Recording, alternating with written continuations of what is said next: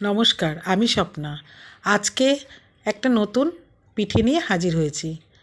তবে শুরু করা যাক। প্রথমে গ্যাসে কড়াই বসিয়ে তাতে দুধ দিয়ে দুধটাকে ফুটিয়ে নিয়ে তার মধ্যে একটু এলাচ আর নারকেল দিয়ে নাড়াচাড়া করে নেব। তারপর ওর মধ্যে পাটালি গুড় দিয়ে দেব, দিয়ে নাড়াচাড়া করে নিলাম। পাটালি গুড়টা গলে গেলে ওর মধ্যে চালের গুঁড়ো দিয়ে দেব। চালের গুঁড়ো দিয়ে ভালো করে মিশিয়ে নেব যতক্ষণ না পর্যন্ত কড়াই থেকে উঠে আসে। তারপর সেটাকে নামিয়ে একটা থালার মধ্যে নেব, নিয়ে হাতে ঘি মাখিয়ে নিয়ে ওই মণ্ড থেকে ছোট ছোট লম্বা লম্বা করে পিঠা গড়ে নেব।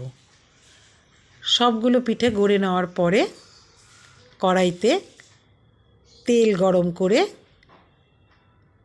ওই পিঠেগুলোকে ভেজে নেব। এপিঠ ওপিঠ ভেজে পিঠেগুলো লাল হয়ে আসলে পিঠেগুলোকে তেলের থেকে তুলে নেব।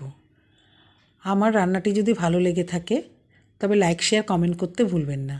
চ্যানেলটিকে সাবস্ক্রাইব করবেন। আজ তবে আসি, আবার দেখা হবে।